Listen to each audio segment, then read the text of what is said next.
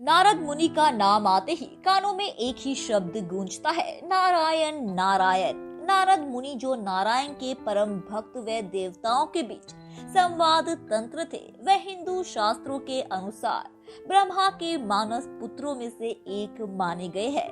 ब्रह्मांड के पहले पत्रकार कहे जाने वाले देवर्षि श्रद्धालु विधि विधान से देवर्षि नारद की पूजा अर्चन कर उन्हें प्रसन्न करेंगे।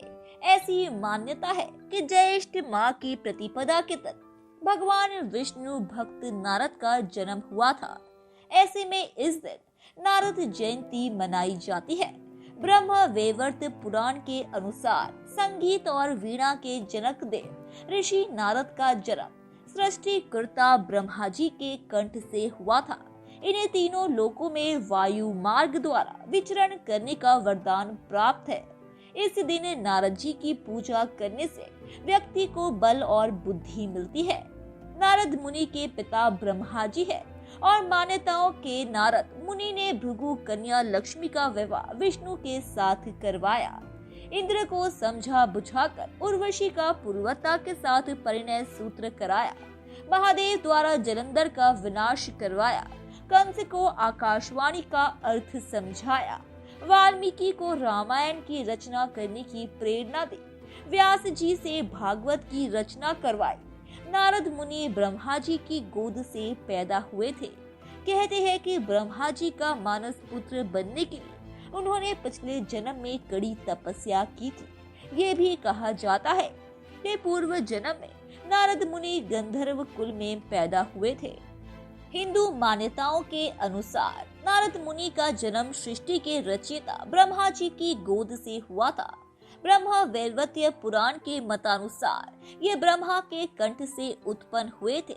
देवर्षि नारद को महर्षि व्यास, महर्षि वाल्मीकि और महाज्ञानी शुकदेव का गुरु माना जाता है।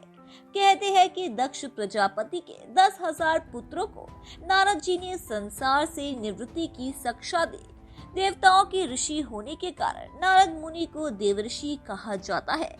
प्रसिद्ध मैत्रायणी संहिता में नारद को आचार्य के रूप में सम्मानित किया गया है।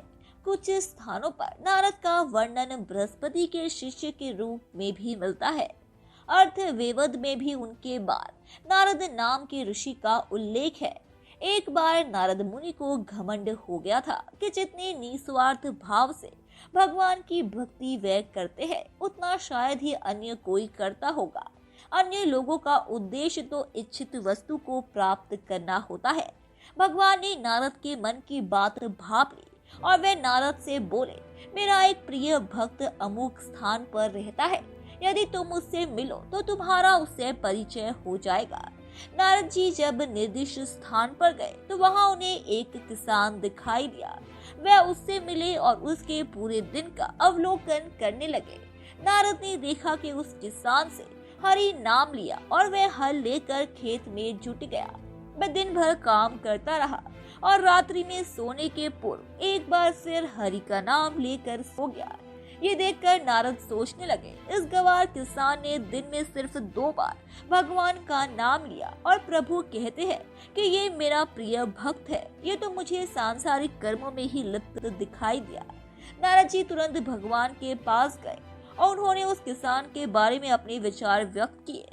इस पर भगवान बोले, नारद, अच्छा हुआ तुम आ गए। मेरा एक काम है, तुम तेल भरे इस कटोरे को लेकर नगर में चारों ओर घूमकर ज्यों का त्यों ले आओ। ध्यान रहे इसकी एक बूंद भी धरती पर गिरने ना पाए।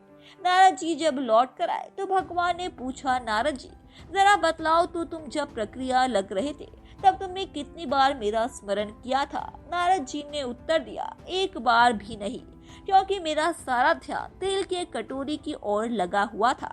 इस पर भगवान बोले, देखो तेल भरे एक कटोरे ने तुम्हें मुझसे विमुख कर दिया, जबकि ये किसान अपने परिवार का भरण पोषण करते हुए भी नियमित रूप से 2 बार मेरा स्मरण करता है। क्या वह मेरा प्रिय भक्त नहीं हुआ?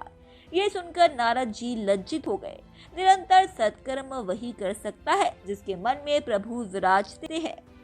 धन्यवाद दोस्तों, उम्मीद है कि आपको हमारे द्वारा बताई गई जानकारी काफी पसंद आई होगी। इसीलिए ऐसे ही रोचक तथ्यों और रहस्यों को जानते रहने के लिए हमारे चैनल को सब्सक्राइब करें, अपनी प्रतिक्रिया कमेंट बॉक्स में दें, उसे लाइक करें और अपने दोस्तों रिश्तेदारों को भी इस जानकारी से रूबरू कराने के लिए हमारे इस चैनल को ज्यादा से ज्यादा शेयर करें। धन्यवाद।